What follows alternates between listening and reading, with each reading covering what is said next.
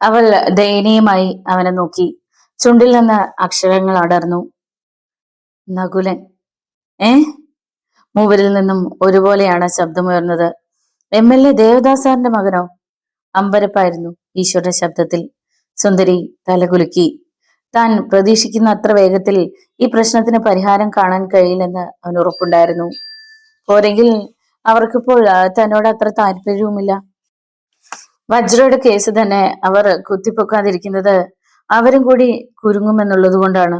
എങ്കിലും ഇത് തന്റെ സഹോദരിയുടെ പ്രശ്നമാണ്, വിട്ടുകളയാനാവില്ല. എന്തോ തീരുമാനിച്ചുറപ്പിച്ച മട്ടിൽ ഈശ്വർ സുന്ദരിയോട് പറഞ്ഞു. എഴുന്നേക്ക് നീ. അവൾ എണീറ്റു. പോയി മുഖം കഴുകുക. അവൾ അപ്പുറത്തേക്ക് പോയി. ഈശ്വർ എന്തിനുള്ള പുറപ്പാടാണെന്ന് അറിയാതെ അച്ഛനും അമ്മയും അവനെ തുറച്ചു നോക്കി. സുന്ദരി തിരികെ വന്നു. ഇനി നിനക്ക് ആവശ്യമുള്ള വസ്ത്രങ്ങൾ ഒരു ബാഗിലാക്കി എടുത്തോളൂ. മറിച്ചൊന്നും പറയാതെ അവൾ അതും ചെയ്തു. എന്താ മോനെ നിന്റെ ഉദ്ദേശം? ജാനകി ഈശ്വരെ നോക്കി. ഒന്നും തൽക്കാലം മറ്റാരും അറിയണ്ട. എനിക്ക് തന്നെ തീരെ വിശ്വാസമില്ലാത്ത ഒരു കളിക്ക് മുതിരുകയാണ് ഞാൻ. അവൻ തിരിഞ്ഞ് സുന്ദരിയോട് പറഞ്ഞു. പോയി ജീപ്പിൽ കയറ്. അമ്മയെയും അച്ഛനെയും യാത്ര പറയും മട്ടിൽ ഒന്ന് നോക്കിയിട്ട് അവൾ പോയി ജീപ്പിൽ കയറി. പിന്നാലെ ഈശ്വറും. അസ്ത്രം പോലെ ജീപ്പ് പിന്നോട്ടെടുത്തു. പിന്നെ അതിനിരട്ടി വേഗത്തിൽ മുന്നോട്ട്. റോഡിൽ പൊടിപടലങ്ങൾ ഇളകി. മരക്കാർ മൊഴി കവല പിന്നിടുമ്പോൾ മറ്റു ഡ്രൈവർമാർ അമ്പരന്ന് തിരിഞ്ഞു നോക്കുന്നുണ്ടായിരുന്നു. ഇത്ര വേഗതയിൽ ഇവൻ എങ്ങോട്ടാണ്? ആ യാത്ര അവസാനിച്ചത് MLA ദേവദാസിന്റെ വീട്ടുപടിക്കലാണ്. അവൻ ഇറങ്ങി ഗേറ്റ് തുറന്നു. അകത്ത് കാറും ജീപ്പും കിടക്കുന്നുണ്ടായിരുന്നു. അച്ഛനും മകനുമുണ്ട്. എല്ലാ വാഹനങ്ങളുടെയും പിന്നിലായി അവൻ തന്റെ ജീപ്പ് നിർത്തിയിറങ്ങി. വാടി പറഞ്ഞിട്ട് നടന്നു. ബാഗും തൂക്കി സുന്ദരി പിന്നാലെ ചെന്നു. ഈശ്വർ അക്ഷമയോടെ ബെല്ലമർത്തി. 1/2 മിനിറ്റ് കഴിഞ്ഞാണ് വാതിൽ തുറക്കപ്പെട്ടത്. ദേവദാസിന്റെ ഭാര്യയായിരുന്നു കനകം. അവരുടെ മേക്കപ്പ് കണ്ട എവിടെയോ ഫാഷൻ ഷോയ്ക്ക് പോവുകയാണെന്ന് തോന്നുമായിരുന്നു.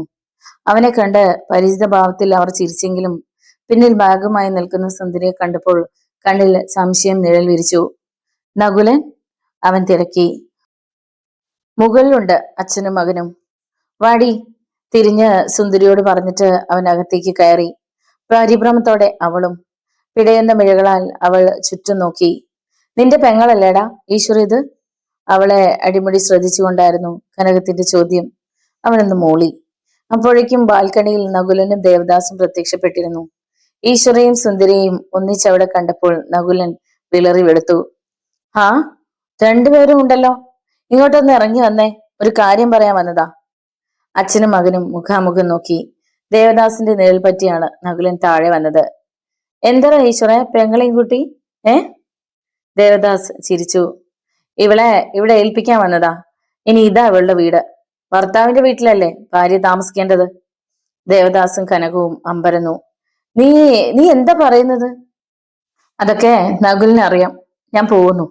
ഈശ്വർ വെട്ടിത്തിരിഞ്ഞു നടന്നു. സകലരും സ്തബ്ധരായി നിന്നു. ആ സ്തംഭനാവസ്ഥയിൽ നിന്ന് ആദ്യം മോചിതനായത് MLA ദേവദാസാണ്. അപ്പോൾ ഈശ്വർ വാതിൽ കടന്ന് പുറത്തേക്ക് പോകാൻ ഭാവിക്കുകയായിരുന്നു. ഈശ്വർ, നീ അവിടെ ഒന്ന് നിന്നേടാ.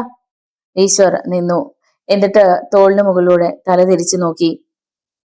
ദേവദാസ് അങ്ങോട്ട് ചെന്നു. നീ എന്താ നാടകം കളിക്കുകയാണോ? ഈശ്വർ തിരിഞ്ഞു നിന്നു. അല്ല സർ, ഞാൻ പറഞ്ഞതും പ്രവർത്തിച്ചതും ഒക്കെ സത്യം തന്നെയാ. ദേവദാസ് നെറ്റി ചൊളിച്ചു. അയാൾക്കൊന്നും പിടികിട്ടിയിരുന്നില്ല. ഇതെങ്ങനെ നിന്റെ പെങ്ങളുടെ വീടാകുമെടാ? ഭർത്താവിന്റെ വീടിന് ഭാര്യയ്ക്കു കൂടി അവകാശമുണ്ടെന്നാണ് എന്റെ വിശ്വാസം. What nonsense you are talking Eeshwar? Nonsense അല്ല സർ, സത്യം, പകൽ പോലെ സത്യം. എന്ത് വിവരക്കേടാടോ നീ കാണിക്കുന്നത്? മര്യാദയ്ക്ക് നിന്റെ പെങ്ങളെ എവിടെ നിന്ന് വിളിച്ചോണ്ട് പോ. കനകം മുന്നോട്ട് വന്നു. സോറി മാഡം, ഈശ്വർ വിവരക്കേട് കാണിച്ചെന്ന് ഇന്ന് വരെ ആരും പറഞ്ഞിട്ടില്ല. ഞാൻ തെമ്മാടിയായിരിക്കും, ആരെയും അനുസരിക്കാത്തവനും ആയിരിക്കും. എന്നാലും മാഡം പറഞ്ഞത് ഇന്ന് വരെ കാട്ടിയിട്ടില്ല ഞാൻ. കനകം പല്ല് കടിച്ചു. ദേവദാസ് അസ്വസ്ഥനായി. ഇവൻ കാണിച്ച ഈ തെമ്മാടിത്തരത്തിന് അടിച്ച് കാരണം പോവുകയാണ് വേണ്ടത്. പക്ഷേ അവനെ തല്ലാൻ അയാളൊന്ന് അറച്ചു. വാക്കുകളിൽ കഴിവതും സംയമനം കുത്തി നിറച്ച് അയാൾ പറഞ്ഞു. ഈശ്വർ, കാര്യം എന്തെന്ന് എനിക്ക് ഇനിയും പിടിയിട്ടില്ല. നീ ഒന്ന് വ്യക്തമാക്കിത്താ. ഈശ്വർ നകുലിനെയും തന്റെ സഹോദരിയെയും ഒന്ന് നോക്കി. നകുലിനാകെ വിയർത്തു കുളിച്ചു നിൽക്കുകയാണ്. നടു റോട്ടിൽ നഗ്നനാക്കപ്പെട്ടവന്റെ അവസ്ഥ പോലെ. സുന്ദരി ആകട്ടെ ആകെ പേടിച്ചരണ്ട മട്ടാണ്. ഈ നടന്നതൊക്കെ ഒരുതരം വിഭ്രാന്തി കൊണ്ട് തോന്നുന്നതാണെന്ന് മനസ്സിനെ പഠിപ്പിക്കാൻ ശ്രമിക്കുന്നത് പോലെ. ദേവദാസിന്റെയും കനകത്തിന്റെയും മുഖത്തുകൂടി ഒന്ന് നോക്കിയിട്ടാണ് ഈശ്വർ പറഞ്ഞത്, സർ, ഞാൻ പറഞ്ഞത് സത്യം. അല്ലെങ്കിൽ അങ്ങ് നകുലിനോട് ചോദിച്ചു നോക്ക്. അവൻ കാര്യങ്ങൾ ചുരുക്കത്തിൽ അറിയിച്ചു. തലയിൽ ഒരു പാറക്കല്ല് വീണാൽ ദേവദാസും ഭാര്യയും ഇങ്ങനെ കിടുങ്ങുമായിരുന്നില്ല. കോളനിയിൽ ഒരു പീറ പെണ്ണിന് തന്റെ മകൻ. ദേവദാസ് കടപ്പല്ലമർത്തി. നാലാളറിഞ്ഞാൽ തന്റെ മുഖത്ത് കാർക്കിച്ചു തുപ്പും. പത്രങ്ങൾക്ക് ഇതൊരു ചൂടൻ വാർത്തയാകും. അയാൾ തിരിഞ്ഞ് മകനെ ദഹിപ്പിക്കും വിധം ഒന്ന് നോക്കി. അവൻ തല കുനിച്ചു കളഞ്ഞു. കനകം മകന്റെ നേരെ പാഞ്ഞു ചെന്നു. നേരാണോടാ ഈ കേട്ടതൊക്കെ? മമ്മി, ഞാൻ സ്കൗണ്ട്രൽ! അവർ അവന്റെ കവിളിൽ മാറി മാറി അടിച്ചു. എങ്ങാണ്ട് കിടന്ന ഒരു പ്രോസ്റ്റിറ്റ്യൂട്ടിനെ നീ! അത് കേട്ട് ബാഗ് താഴെയിട്ട് സുന്ദരി കാതുകൾ പൊത്തി. പ്രോസ്റ്റിറ്റ്യൂട്ട്? താൻ? ഈശ്വര! ഈശ്വർ തിരിച്ചു വന്നു. മാഡം, വാക്കുകൾ സൂക്ഷിച്ചുപയോഗിക്കണം, അല്ലെങ്കിൽ നീ എന്നെ എന്ത് ചെയ്യുമടാ? അവർ കലിതുള്ളുകയാണ്.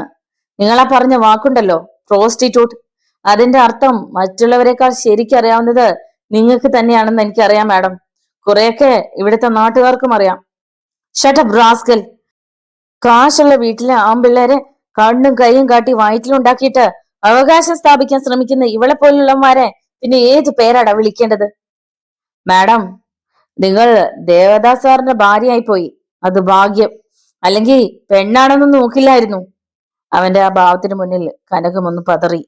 ദേവദാസ് ഇടപെട്ടു. ഈശ്വർ, നീ പെങ്ങളെയും വിളിച്ചുകൊണ്ട് വീട്ടിൽ പോ. നോ സർ, അങ്ങനെ ഒരു പ്രശ്നം ഉദിക്കുന്നില്ല. ഇവളെ മോഹിപ്പിച്ച് ഇവൻ കാര്യം നേടിയിട്ട് ഇപ്പൊ വലിച്ചെറിയാമെന്നോ? നടക്കില്ല സർ. ഞാൻ ജീവിച്ചിരിക്കുമ്പോ അത് സമ്മതിക്കില്ല. നീ എന്തിനാടാ എഴുതാപ്പുറം വായിക്കുന്നത്? ദേവദാസിന്റെ മുഖം അയഞ്ഞു. എന്നെ വിശ്വാസമില്ലേ നിനക്ക്? ഇവിടെ ബഹളമുണ്ടാക്കി ഇവളെ ഇപ്പോ ഇവിടെ നിർത്തിയിട്ട് പോയ ആളുകൾക്ക് പറഞ്ഞു ചിരിക്കാൻ ഒരു കാര്യമായി. പത്രക്കാർക്ക് എന്നെ കരിവാരി തേക്കാൻ ഒരു അവസരം. പിന്നെ അത് സ്ത്രീ പീഡനം എന്ന് പറഞ്ഞ് വിളംബരം ചെയ്യാനും ആളുകളുണ്ടാവും. ദേവദാസ് ഉദ്ദേശിക്കുന്നത് എന്താണെന്ന് വ്യക്തമാകാതെ അവൻ ആ മുഖത്തേക്ക് തന്നെ നോക്കി നിന്നു. അയാൾ തുടർന്നു. എന്റെ മകൻ നിന്റെ പെങ്ങൾക്ക് വാക്ക് കൊടുത്തിരുന്നു. ഞാനത് മനസ്സിലാക്കുന്നു. ആ വാക്ക് അവൻ പാലിച്ചിരിക്കും. മകൻ ഞെട്ടുന്നത് ദേവദാസ് കണ്ടു. പക്ഷെ അയാൾ അത് ഭാവിച്ചില്ല. അതുകൊണ്ട് ആളുകൾ അറിയെ തന്നെ ഇവൻ ഇവളെ വിവാഹം ചെയ്യും. ഡാഡി! നിലവിളി പോലെയായിരുന്നു അവന്റെ ശബ്ദം. അതേടാ, ഞാൻ തീരുമാനിച്ചു. നീ അനുസരിക്കും. നിങ്ങൾക്ക് ഭ്രാന്താണ് മനുഷ്യ! കനകം ഇടപെട്ടു. മിണ്ടരുത് നീ. ഇവിടുത്തെ ഭർത്താവ് ഞാനാണ്, നീയല്ല. ആ സ്ത്രീ പല്ലുറുമിക്കൊണ്ട് നിന്നു. ദേവദാസ് ഈശ്വരന്റെ തോളിൽ കൈവച്ചു. ഇപ്പൊ ഇവളെ കൊണ്ടുപോ. സന്ധ്യയ്ക്ക് മുമ്പ് എന്റെ മകന് പെണ്ണ് ചോദിക്കാൻ ഞാൻ വരും. അടവെടുക്കല്ലേ സർ? ഈശ്വർ തുറന്നടിച്ചു. ഇപ്പൊ ഇവളെ ഞാൻ എവിടെ നിന്ന് കൊണ്ടുപോകാൻ വേണ്ടിയുള്ള തന്ത്രമല്ലല്ലോ ഇത്. ഒരിക്കലുമല്ല. ഇന്ന് ഞാൻ കോളനിയിൽ എത്തുമ്പോ നിനക്കത് ബോധ്യമാകും. അല്ലെങ്കിൽ നാളെ രാവിലെ ഇവളെ ഇവിടെ കൊണ്ടുവന്ന് വിട്ടോളൂ.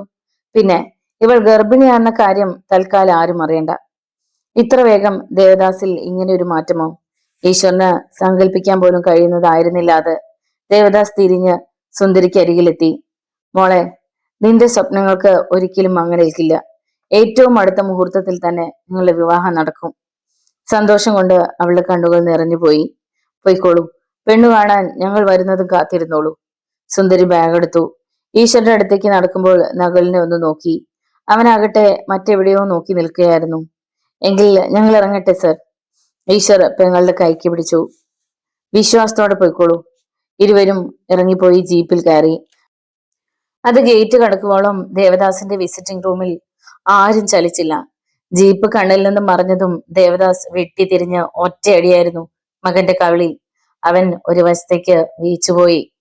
കഴിവറുടെ മോനെ, ഒന്ന് ചെയ്യുമ്പോ 2 വട്ടം ചിന്തിക്കണമായിരുന്നടാ. ദേവദാസ് പിന്നെയും തല്ലാൻ കൈയോങ്ങിയപ്പോൾ കനകം ഇടയ്ക്ക് കയറി. നിങ്ങൾ ഇത് എന്നാ ഭാവിച്ച? കുഞ്ഞിനെ തല്ലിക്കൊല്ലുമോ? മാറി നിന്നോ. നിനക്കും 2 തരേണ്ടതാ. നിന്റെ ശിക്ഷണത്തിലല്ലായിരുന്നോ ഇവൻ വളർന്നത്? പിന്നെ എങ്ങനെ നേരെയാകും? ദേ, എന്നെ കൊണ്ടൊന്നും പറയിക്കരുത്.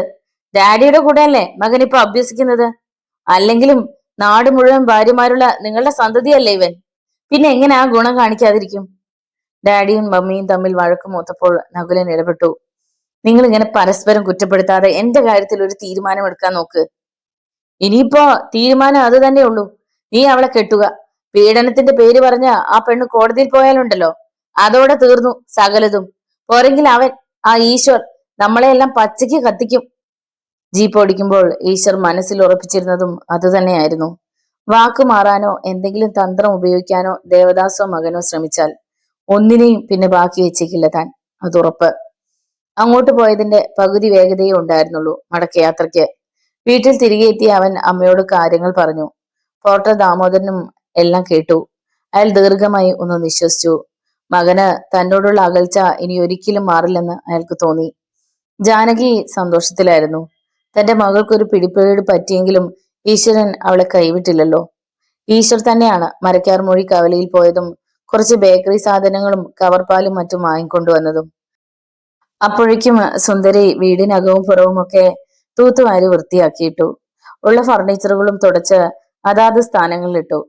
പിന്നെ അവൾ കുളിച്ച് ഉള്ളതിൽ ഏറ്റവും നല്ല സാരി ഉടുത്ത് അണിഞ്ഞൊരുങ്ങി. ജാനകി മകളെ കണ്ണിമയ്ക്കാതെ നോക്കി. എന്താ അമ്മേ? ജാനകി മകളുടെ കരം കവർന്നു. എന്റെ കണ്ണു പറ്റണ്ട. ഇപ്പൊ ആര് കണ്ടാലും നിന്നെ നോക്കി നിന്നു പോകും. പോ അമ്മേ. അവൾക്ക് നാണം വന്നു. കൃത്യം 5:30 ആയപ്പോൾ ദേവദാസിന്റെ കാർ വന്ന് പടിക്കൽ നിന്നു. നകുലിനായിരുന്നു സ്റ്റിയറിംഗ് വീലിന് പിന്നിൽ. കാറിൽ നിന്നും ദേവദാസും ഭാര്യയും ആദ്യം ഇറങ്ങി, പിന്നെ നകുലിനും. മൂവരും ഒന്നിച്ചാണ് കയറി വന്നത്.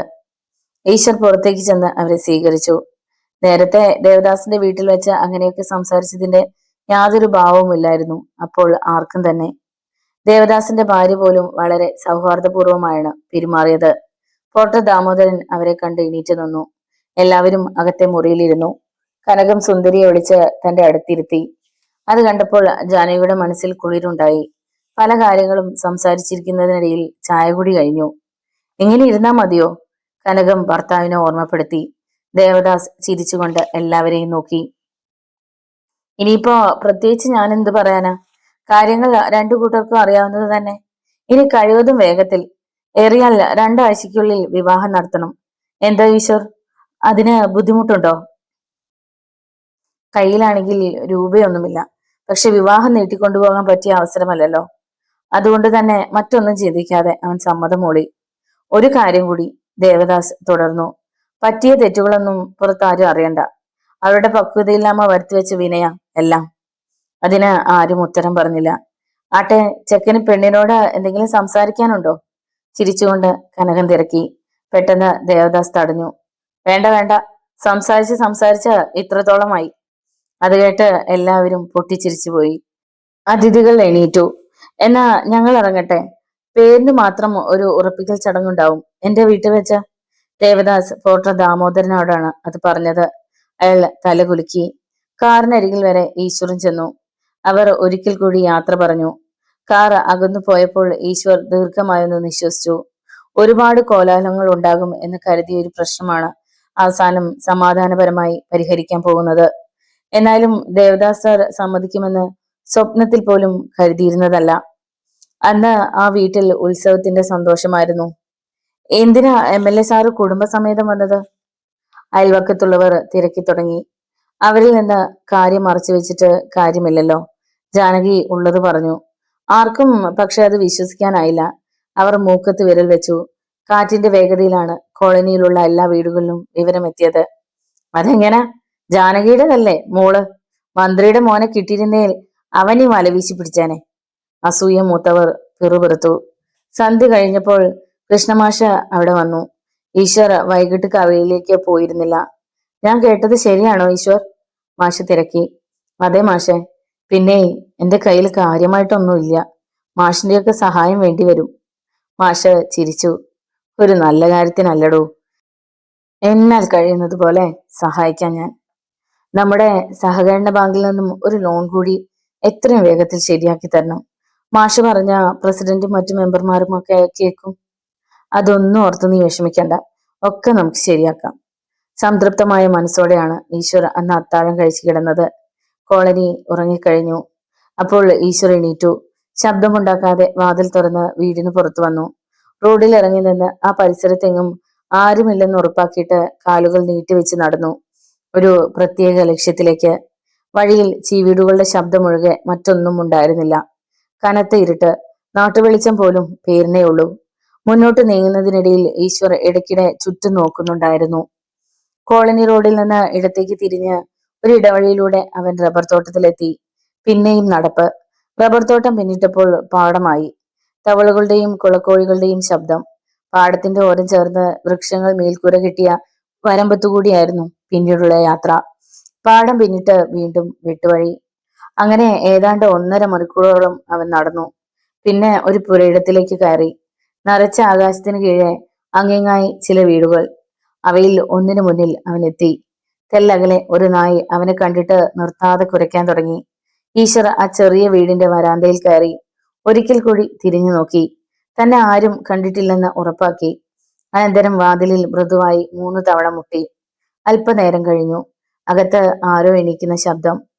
ആരാ? ശോഷിച്ച പതർച്ചയുള്ള ഒരു സ്ത്രീ ശബ്ദം. ഞാനാ. വാതിൽ തുറക്കപ്പെട്ടു.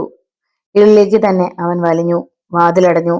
അത് കഴിഞ്ഞപ്പോൾ ഒരു തീപ്പെട്ടിൽ ഉരഞ്ഞു. മണ്ണെണ്ണ വിളക്ക് കണ്ണു ചിമ്മി. ആ വെളിച്ചം വിടർന്ന 2 മിഴികളിൽ പ്രതിഫലിച്ചു. ഈശ്വർ അങ്ങോട്ട് നോക്കി. വജ്ര. അവളുടെ മുഖത്തിന്റെ പകുതി ഭാഗത്ത് മാത്രമേ വെളിച്ചം പതിഞ്ഞിരുന്നുള്ളൂ. എങ്കിലും ആ മുഖത്തെ സന്തോഷം, അതരങ്ങളിലെ പുഞ്ചിരി, അതവൻ കണ്ടു. വാതിൽ തുറന്ന വൃദ്ധയായ സ്ത്രീ അവിടെ തന്നെ നിൽക്കുകയായിരുന്നു. ഈശ്വർ അവരെ നോക്കി. അമ്മുമ്മ പോയി കിടന്നോളൂ. തലയാട്ടിക്കൊണ്ട് അവർ പോയി. വജ്ര വിളക്കൊരു പഴയ മേശപ്പുറത്ത് വെച്ചു. പിന്നെ തിരക്കി. എന്താ 2 ദിവസമായിട്ടും ഇങ്ങോട്ട് വരാതിരുന്നത്? മനഃപൂർവ്വമാ. ശത്രുക്കളുടെ ഒരു കണ്ണ് എപ്പോഴും എന്റെ മേൽ കാണും. എന്റെ ഓരോ ചലനവും അവർ ശ്രദ്ധിക്കും. അവരുടെ സംശയം ഒന്ന് മാറിക്കോട്ടെ എന്ന് ഞാൻ കരുതി. പറഞ്ഞുകൊണ്ട് അവൻ കാലുകൾക്ക് ഇളക്കമുള്ള ഒരു സ്റ്റൂളിലിരുന്നു. വജ്ര ഇരിക്കുക. അവളും ഒരു പഴയ കസേരയിലിരുന്നു. വിളക്കിന്റെ വെളിച്ചത്തിൽ ആദ്യം കാണുന്നത് പോലെ അവർ അല്പനേരം നോക്കിയിരുന്നു. ഏയ്, എന്താണൊന്നും പറയാത്തത്? ഈശ്വരുടെ ശബ്ദമാണ് വജ്രയെ ഉണർത്തിയത്. അല്ല, ഞാൻ. അവൾ തലകുനിച്ചു കളഞ്ഞു. എന്നോട് വെറുപ്പായിരിക്കും അല്ലേ? എന്തിന്? ഇങ്ങനെയൊക്കെ സംഭവിച്ചതിന്? അതിന് താങ്കളെ കുറ്റപ്പെടുത്തേണ്ട കാര്യമില്ലല്ലോ. ഈശ്വർ ഇല്ലായിരുന്നെങ്കിൽ എന്റെ കാര്യം ഇപ്പോ എങ്ങനെ ആയിത്തീരുമെന്ന് സങ്കല്പിക്കാൻ പോലും കഴിയുമായിരുന്നില്ലല്ലോ. ഈ ഉപകാരങ്ങൾക്കൊക്കെ ഞാൻ എങ്ങനെ നന്ദി പറയും? അവൻ കൈ ഉയർത്തി അവളെ തടഞ്ഞു. വേണ്ട, അതൊന്നും വേണ്ട. അഥവാ അങ്ങനെ എന്തെങ്കിലും ചെയ്യണമെന്നുണ്ടെങ്കിൽ ഞാൻ പറയുന്നത് പോലെ വജ്ര ചെയ്യുമോ? ചെയ്യും, 100 വട്ടം. അവക്ക് പ്രത്യേകിച്ച് ചിന്തിക്കാനൊന്നുമില്ലായിരുന്നു. ഈശ്വർ ഒരു ബീഡി കത്തിച്ചു. പിന്നെ അവളുടെ കണ്ണുകളിലേക്ക് നോട്ടം നട്ടു. ഒരുപാട് രഹസ്യങ്ങൾ വജ്രം മനസ്സിൽ അടക്കി വെച്ചിട്ടുണ്ടെന്ന് എനിക്കറിയാം. നിരന്തരം നിങ്ങളെ വേട്ടയാടിക്കൊണ്ടിരിക്കുന്ന കൊലയാളികൾ, അവസാനം അമ്മയുടെ ഘാതകർ, പിന്നീട് ദേവദാസ് സാറിന് നിന്നെ കിഡ്നാപ്പ് ചെയ്യണമെന്ന് തോന്നിയ സാഹചര്യം, ഇതെല്ലാം ഒന്ന് തുറന്നു പറയുന്നതിനേക്കാൾ കൂടുതലായി എനിക്ക് നന്ദി കിട്ടാനില്ല. വജ്രയുടെ കൺപീലികൾ അതിദ്രുതം ചിമ്മി. മുഖത്ത് പെട്ടെന്ന് വിവേചിച്ചറിയാനാവാത്ത ഒരു ഭാവം പിറന്നു. ക്ഷമിക്കണം ഈശ്വർ, ഒരിക്കൽ ഞാനത് പറയാം. മാനസികമായി ഞാനൊന്ന് തയ്യാറെടുത്തോട്ടെ. ഈശ്വരോടല്ലാതെ മറ്റാരോടാണ് ഞാനത് പറയുക? അവളുടെ കണ്ടമിടറി. അവനും വല്ലായ്മ തോന്നി. ഇപ്പൊ ഇത് ചോദിക്കേണ്ടായിരുന്നുവെന്ന് മനസ്സ് പറഞ്ഞു. ശരി, അങ്ങനെയെങ്കിൽ അങ്ങനെ. വജ്രയെ ഞാൻ പ്രയാസപ്പെടുത്തുന്നില്ല. ഹാ, ഇവിടുത്തെ അജ്ഞാതവാസം എങ്ങനെ? ഒരു പ്രശ്നവുമില്ല. അമ്മൂമ്മ സ്വന്തം പേരക്കിടാവിനേക്കാൾ കാര്യമായിട്ടാണ് എന്റെ കാര്യങ്ങൾ ശ്രദ്ധിക്കുന്നത്. അപ്പോഴാണ് വാസ്തവത്തിൽ ഈശ്വർ അവളുടെ വേഷം ശ്രദ്ധിക്കുന്നത്. ഒരു ലുങ്കിയും പഴയ ഷർട്ടും ധരിച്ചു കൊണ്ടുപോകുന്നത് ഒഴികെ മറ്റു വസ്ത്രങ്ങളൊന്നും അവൾക്കില്ലെന്ന് അവൻ ഓർത്തു. നാളെ തന്നെ ഞാൻ പുതിയ വസ്ത്രങ്ങൾ വാങ്ങിക്കൊണ്ട് തരാം കേട്ടോ. അതിന്റെ ഒരു ആവശ്യവുമില്ല. ഇവിടെ ഇത്തരം ഡ്രസ്സുകൾ ഇനിയുമുണ്ട്. അവൾ ചിരിച്ചു. അമ്മൂമ്മയുടെ പേരക്കുട്ടി ഉപേക്ഷിച്ചു പോയത്. ആ വൃദ്ധയ്ക്ക് ഒരേ ഒരു മകൻ മാത്രമേ ഉണ്ടായിരുന്നുള്ളൂ. ഭർത്താവ് അവരെ ഉപേക്ഷിച്ചു പോയതാണ്. മകൻ വിവാഹം കഴിച്ചു. പട്ടാളത്തിലായിരുന്നു അവന് ജോലി. ഒരു കുട്ടി പിറന്ന് 4 വർഷങ്ങൾ കഴിഞ്ഞപ്പോ അവളെ മുത്തശ്ശിയെ ഏൽപ്പിച്ചിട്ട് മകൻ ഭാര്യയുമായി ജോലി സ്ഥലത്തേക്ക് പോയതാണ്. പക്ഷേ ഭീകരന്മാർ ട്രെയിനിൽ ബോംബ് വെച്ചിരുന്നു. പിന്നീട് ഒരിക്കലും മകനോ മരുമകളോ തിരിച്ചു വന്നിട്ടില്ല. മുത്തശ്ശി ചെറുമകളെ വളർത്തി. എന്നാൽ 18 തികയും മുമ്പ് അവൾ ഒരു തമിഴന്റെ കൂടെ ഒളിച്ചോടി. പിന്നെ അവളെക്കുറിച്ച് യാതൊരു വിവരവുമില്ല. ഈശ്വർക്ക് വളരെ മുമ്പേ ഈ സ്ത്രീയെ അറിയാമായിരുന്നു. മറ്റാരും സഹായത്തിനില്ലാത്തതിനാൽ ഒറ്റയ്ക്ക് ഭൂമി കിളച്ച് അവർ കൃഷി ചെയ്തു. വിളവുമായി ചന്തയിൽ വരും. അങ്ങനെയാണ് അവൻ അവരെ പരിചയപ്പെട്ടത്. പലപ്പോഴും ആ വഴി ജീപ്പിൽ പോവുകയാണെങ്കിൽ അവൻ ആ വീട്ടിൽ കയറാറുണ്ടായിരുന്നു. നടന്നു പോകുന്ന മുത്തശ്ശിയെ ജീപ്പിൽ കയറ്റി ആ പടിക്കൽ കൊണ്ടുവന്ന് ഇറക്കും. വജ്രയുടെ കാര്യം വന്നപ്പോ അവളെ സുരക്ഷിതയായി താമസിപ്പിക്കാൻ ഇതിനേക്കാൾ പറ്റിയ ഒരു ഇടമില്ലെന്ന് അവൻ അറിയാമായിരുന്നു. കാരണം അടുത്ത ഒറ്റ വീടും വൃദ്ധയ്ക്ക് സഹകരണമില്ല. വജ്രയുമായി അവിടെ എത്തി. ആരും അറിയാതെ താമസിപ്പിക്കണമെന്ന് പറഞ്ഞപ്പോ മുത്തശ്ശി മറുത്തൊരക്ഷരം പറയാതെ സമ്മതിക്കുകയായിരുന്നു. തന്നെ ഇതുവരെ ആരും കണ്ടിട്ടില്ലല്ലോ? വീടുകുറ്റി തറയിലിട്ട് ചവിട്ടി അണയ്ക്കുന്നതിനിടയിൽ അവൻ ചോദിച്ചു. ഇല്ല, ആരും ഇങ്ങോട്ട് വരാറേ ഇല്ല. പിന്നെയും കുറെ നേരം അവർ സംസാരിച്ചിരുന്നു. ഈശ്വർ തന്റെ പെങ്ങളെ നകുലൻ വിവാഹം ചെയ്യാൻ പോകുന്ന കാര്യം അവളോട് പറഞ്ഞു. അവൾ ഗർഭിണിയാണെന്ന കാര്യം മാത്രം മറച്ചു വെച്ചു. പക്ഷെ അത് കേട്ട് വജ്രയുടെ മുഖം വലിഞ്ഞു മുറുകയാണ് ചെയ്തത്. സൂക്ഷിക്കണം ഈശ്വർ, ദേവദാസും നകുലനും ചതിയന്മാരുടെ ചെകുത്താനാണ്. അത് പറയുമ്പോൾ അവളുടെ പല്ലുകൾ ഞെരിഞ്ഞമരുന്നുണ്ടായിരുന്നു. എനിക്കറിയാം. പലതും ഓർത്തുകൊണ്ട് അവൻ പറഞ്ഞു. ആ, ഇനി ഉറങ്ങിക്കോളൂ, ഞാൻ ഇരിക്കുന്നില്ല. എനിക്ക് ഇവിടെ ഉറങ്ങാനേ നേരമുള്ളല്ലോ. ഈശ്വർ സംസാരിച്ചിരുന്നോളൂ. അവൻ അടുത്തുണ്ടാവുന്നത് ഏറെ ഇഷ്ടമുള്ള കാര്യം പോലെയാണ് അവൾ പറഞ്ഞത്. പക്ഷെ ആരും കാണും മുമ്പ് എനിക്കങ്ങ് തിരികെ ചെല്ലണ്ടേ? വജ്ര പറഞ്ഞതുപോലെ ഒരു ചതി ഉണ്ടായിക്കൂടാ എന്നില്ലല്ലോ. അവൻ എണീറ്റു. മുത്തശ്ശി ഉറങ്ങിക്കഴിഞ്ഞിരുന്നു. യാത്ര പറഞ്ഞ് വാതിൽക്കൽ വന്നപ്പോൾ വജ്രയും കൂടെ വന്നു. ഈശ്വർ, അവൻ തിരിഞ്ഞു നോക്കി. ഇല്ല, ഒന്നുമില്ല. ഒരബദ്ധം പറ്റിയതുപോലെ അവൾ കൈ കുടഞ്ഞു. പറയൂ. ഒന്നുമില്ല. അവൾ തല കുനിച്ചു. പിന്നെ പറയാം. ഒരു നിമിഷം ആ മുഖത്തേക്ക് തന്നെ ഉറ്റുനോക്കി അവൻ നിന്നു. അനന്തരം ചെറു ചിരിയോടെ പറഞ്ഞു. Okay, good night. Good night. അവൻ പുറത്തിറങ്ങിയപ്പോഴേ അവൾ വാതിലടച്ചു. 2 ദിവസങ്ങൾ കഴിഞ്ഞു. MLA ദേവദാസിന്റെ മകൻ മണ്ണംകുളഞ്ഞി ലക്ഷം വീട് കോളനിയിലെ താഴ്ന്ന ജാതിയിൽപ്പെട്ട ഒരു പെണ്ണിനെ വിവാഹം ചെയ്യാൻ പോകുന്നു എന്ന വാർത്ത നാട്ടിൽ പരന്നു. അതിൽ അത്ഭുതം പൂണ്ടവരും സന്തോഷിച്ചവരും ഒട്ടും ഇഷ്ടപ്പെടാത്തവരും ധാരാളം ഉണ്ടായിരുന്നു. ഇഷ്ടപ്പെടാത്ത കൂട്ടത്തിൽപ്പെട്ട ഒരാളായിരുന്നു ചെങ്കാട്ട് തറവാട്ടിലെ ചന്ദ്രപ്പൻകിടാവ്. ഇതിലെന്തോ ചീഞ്ഞു നാറുന്നുണ്ടല്ലോടാ. അറിഞ്ഞതും കിടാവ് പ്രതികരിച്ചത് അങ്ങനെയായിരുന്നു. മക്കളും മരുമകനും ഒക്കെ അപ്പോൾ കിടാവിനരികിലുണ്ടായിരുന്നു. കോളനിയിൽ നിന്ന് ഒരു പെണ്ണിനെ ദേവദാസ് തന്റെ മകനെ കൊണ്ട് കെട്ടിക്കണമെങ്കിൽ തക്കതായ കാരണം കാണും. ദേവദാസിന്റെ ഒരുപാട് ചെറ്റത്തരങ്ങൾക്ക് കൂട്ടുനിന്നിട്ടുള്ളവനാണ് ഈശ്വർ. ആ നിലയ്ക്ക് അവർക്കിടയിൽ ഇങ്ങനെ ഒരു ബന്ധം വേണമെന്ന് ഈശ്വർ പറഞ്ഞാൽ ഒരു തരം ബ്ലാക്ക് മെയിലിംഗ്. ദേവദാസിന് അനുസരിക്കാതിരിക്കാൻ പറ്റുമോ? ഗണേശനാണ് ചോദിച്ചത്. മകൻ പറയുന്നതിൽ കാര്യമുണ്ടെന്ന് കിടാവിന് തോന്നി. അതെന്തുമാകട്ടെ, അങ്ങനെ ഒരു ബന്ധമുണ്ടായാൽ കോളനിക്കാർ ഒന്നടങ്കം ദേവദാസിന് പിന്നിൽ അണിനിരന്നിരിക്കും. അത് പാടില്ല.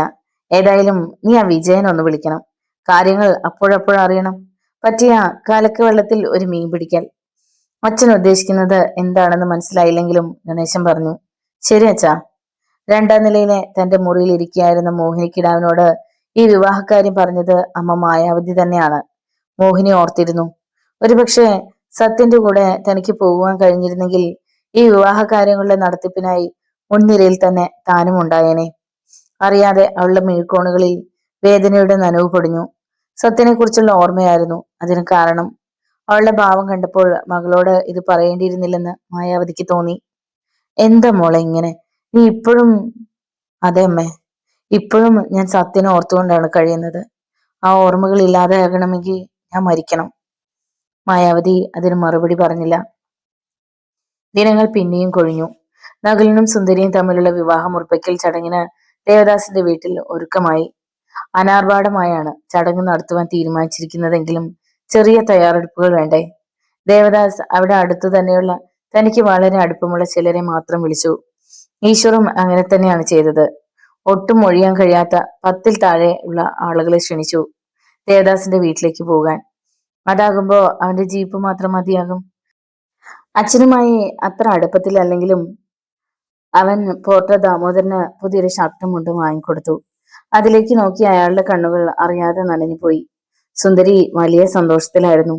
ഉറപ്പ് കഴിഞ്ഞാൽ ഒരാഴ്ചയ്ക്കുള്ളിൽ വിവാഹം നടത്തുമെന്നാണ് വലിയേട്ടൻ പറഞ്ഞിരിക്കുന്നത്.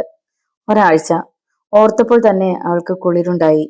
നകുലൻ തന്നെ ചതിക്കുമെന്നൊരു തോന്നൽ ഇടയ്ക്കുണ്ടായെങ്കിലും വലിയേട്ടന്റെ അവസരത്തിനൊത്ത നീക്കമാണ് ഇപ്പോ ഈ ബന്ധം ഉറയ്ക്കാൻ പോകുന്നതെന്ന കാര്യത്തിൽ അവൾക്ക് തർക്കമേ ഉണ്ടായിരുന്നില്ല. ആ രാത്രി ഏറെയായിട്ടും അവൾക്ക് ഉറങ്ങാൻ കഴിഞ്ഞില്ല. വിവാഹത്തിന്റെയും അതിനുശേഷമുള്ളതുമായ 100 സ്വപ്നങ്ങളുടെ മഴവിൽ തേരിലായിരുന്നു അവൾ. പിറ്റേന്ന് അതിരാവിലെ തന്നെ ഈശ്വർ ഉണർന്നു. പുതിയൊരു ഉടുപ്പിന് തുണിയെടുത്ത് തയ്ക്കാൻ കൊടുത്തിരിക്കുകയാണ്. രാത്രിയിൽ തീർത്തു വെച്ചേക്കാമെന്നാണ് തയ്യൽക്കാരൻ സോമൻ പറഞ്ഞിരിക്കുന്നത്. അവൻ ജീപ്പിൽ സോമന്റെ വീട്ടിലേക്ക് പോയി. അയാൾ ഷർട്ട് തയ്ച്ചു വെച്ചിരുന്നു.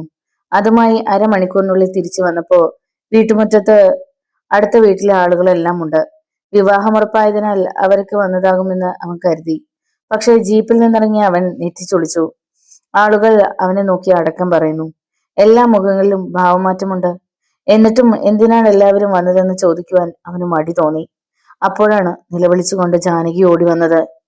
ചതിച്ചെന്ന് തോന്നുന്നല്ലോടെ മോനെ. എന്തമ്മേ, എന്തു പറ്റി? സുന്ദരിയെ കാണാനില്ലടാ. അവളിവിടെ എങ്ങാനും കാണും. ഇല്ലടാ, ഈ കോളനിയിലേ അവളില്ല. ഞങ്ങൾ എല്ലായിടത്തും അന്വേഷിച്ചു. ഏ? ഈശോയുടെ തലച്ചോറിനുള്ളിൽ ഒരു വെള്ളിടി വെട്ടി. പുതിയ ഉടുപ്പ് അവന്റെ കയ്യിൽ നിന്നും വഴുതി വീണു. സുന്ദരിയെ കാണാനില്ല. അതും ഈ ദിവസത്തിൽ തന്നെ. ദേവദാസ് സാറിന്റെ വീട്ടിൽ വിവാഹം ഉറപ്പിക്കലിന് എല്ലാ തയ്യാറെടുപ്പുകളും നടന്നു കഴിഞ്ഞു. അവരോട് ഇനി എന്തു പറയും? വിവാഹം ഉറപ്പിക്കുന്ന ദിവസം തന്നെ പെണ്ണിനെ കാണാനില്ലെന്ന് വന്ന ഈശ്വർ തളർന്നു. വിവശതയോടെ അവൻ മുന്നിൽ നിൽക്കുന്ന അമ്മയെയും അയൽക്കാരെയും നോക്കി. പോർട്ടർ ദാമോദരൻ തിണ്ണയുടെ മൂലയിൽ തകർന്ന മട്ടിൽ ഇരിപ്പുണ്ട്. മോനെ, എവിടെ പോയടാ അവള്? അവന്റെ നെഞ്ചെടുത്തടിച്ചുകൊണ്ടാണ് ജാനകി ചോദിച്ചത്. ഈശ്വർ അത് കേട്ടില്ല. മുന്നോട്ട് നടന്നു. കയ്യിൽ നിന്ന് തറയിലേക്ക് വഴുതി വീണ ഷർട്ടിന്റെ പുറത്ത് അവന്റെ കാലമർന്നു. ആരോ തോളിൽ കൈവച്ചു. അവൻ തിരിഞ്ഞു നോക്കി. കൃഷ്ണമാഷ്. തളരലോടോ താൻ? കൃഷ്ണമാഷ് പതിഞ്ഞ ശബ്ദത്തിൽ അറിയിച്ചു. എവിടെ ഉണ്ടെങ്കിലും നമുക്ക് കണ്ടെത്താം സുന്ദരിയെ. പക്ഷെ അപ്പോഴേക്കും ഈശ്വരുടെ കൺകോണുകളിൽ 2 തുള്ളി നീർ പിടിച്ചു തുടങ്ങിയിരുന്നു. മാഷേ. അവൻ തിരിഞ്ഞു. മാഷ അവനെ നെഞ്ചോട് ചേർത്തു. നിന്റെ മനസ്സ് എനിക്ക് വായിക്കാൻ കഴിയും. വരൂ, സുന്ദരി വല്ല കത്തോ മറ്റോ എഴുതി വെച്ചിട്ടുണ്ടോ എന്ന് നോക്കാം. മാഷ് തന്നെയാണ് അവനെ വീടിനുള്ളിലേക്ക് കൊണ്ടുപോയത്. ഇരുവരും കൂടി അവളുടെ മുറിയാകെ തിരഞ്ഞു. പക്ഷെ ഒന്നും കണ്ടില്ല. ഞാനിനി എന്ത് ചെയ്യും മാഷേ? എങ്ങനെ ആളുകളുടെ മുഖത്ത് നോക്കും? കട്ടിലിൽ തളർന്നിരുന്നു കൊണ്ട് ഒരു കൊച്ചു കുഞ്ഞിനെ പോലെ അവൻ പൊട്ടിക്കരഞ്ഞു. ഇപ്പോ എന്ത് ചെയ്യണമെന്ന് മാഷിനും അറിയില്ലായിരുന്നു. ഈശ്വരർ വീടിന് മുന്നിലേക്ക് പിന്നെയും ആളുകൾ വന്നുകൊണ്ടിരുന്നു. അടക്കം പറച്ചിലുകൾ. ഓരോരുത്തരും തങ്ങളുടെ ഭാവനയ്ക്കനുസരിച്ച് കഥകൾ മെനയുകയാണ്. സമയമിഴയുന്നു. ഈശ്വരുടെ മനസ്സിനുള്ളിൽ ഒരു മഹാസമുദ്രം ഇറമ്പി. വിവാഹമുറപ്പിക്കൽ ചടങ്ങിന്റെ സമയമാകുന്നു. ദേവദാസ് സാറും മറ്റും ഇപ്പോ തങ്ങളെ പ്രതീക്ഷിച്ചിരിക്കാവും. അവരെ വിവരം അറിയിക്കണ്ടേ? അവൻ കൃഷ്ണമാഷിനെ നോക്കി. മാഷെ, ദേവദാസ് സാറ്. ഞാനും അതേക്കുറിച്ച് തന്നെ ചിന്തിച്ചു കൊണ്ടിരിക്കുകയായിരുന്നടോ. ഒരു കാര്യം ചെയ്യാം, ഞാൻ പോയി വിവരം പറയാം.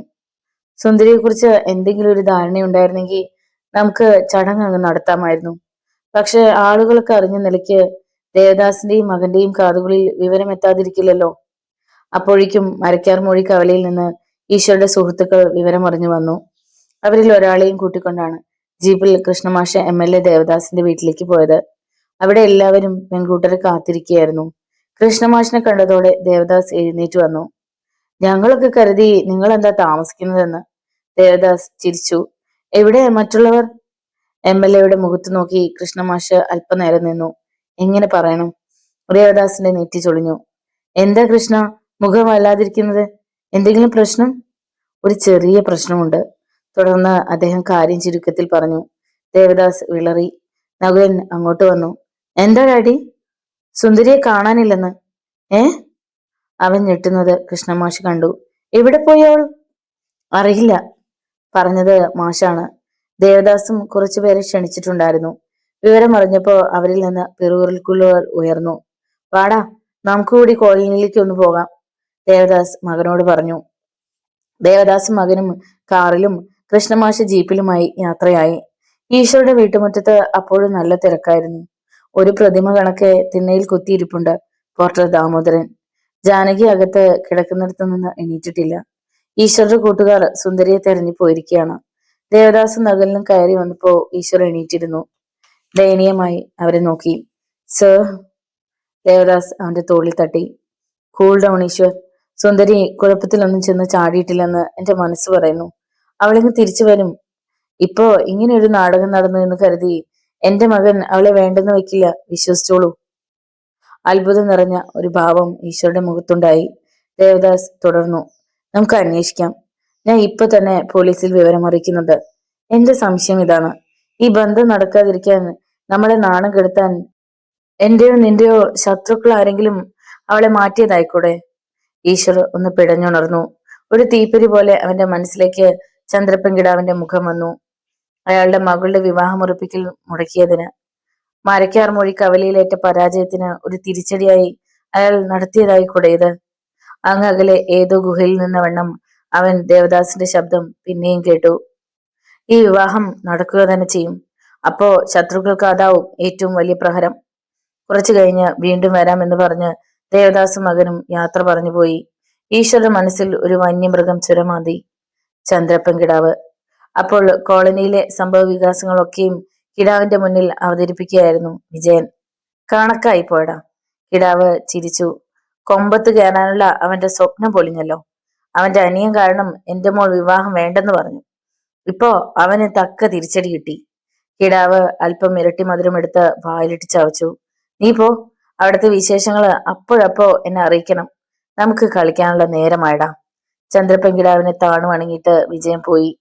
കിടാവ് തന്റെ ആൺമക്കളെ വിളിച്ചു. വിജയന്റെ മേൽ എപ്പോഴും ഒരു കണ്ണു വേണം. ചിലപ്പോ 1-2 രാത്രികൾ നമുക്ക് ഉറങ്ങാതിരിക്കേണ്ടി വന്നേക്കും. അച്ഛൻ ഉദ്ദേശിക്കുന്നത് എന്താണെന്ന് വ്യക്തമായിട്ടില്ലെങ്കിലും അവർ തലകുലുക്കി. ജനാർദ്ദന കിടാവ് അന്ന് ഡ്യൂട്ടിക്ക് പോയിരിക്കുകയായിരുന്നു. സുന്ദരിയെക്കുറിച്ചുള്ള അന്വേഷണം ഒരിടത്തും എത്തിയില്ല. അവളെ കണ്ടവർ ആരുമില്ല. MLA ദേവദാസ് വിവരം അറിയിച്ചതനുസരിച്ച് പോലീസ് എത്തി ഈശ്വരന്റെ വീട്ടിലുള്ളവരെയും അയൽക്കാരെയും ചോദ്യം ചെയ്തിരുന്നു. എന്റെ മോള് സ്വയം ഒരിടത്തും പോകത്തില്ല സാറന്മാരെ. കല്യാണം ഉറക്കുന്നതിൽ വലിയ സന്തോഷത്തിലായിരുന്നു അവള്.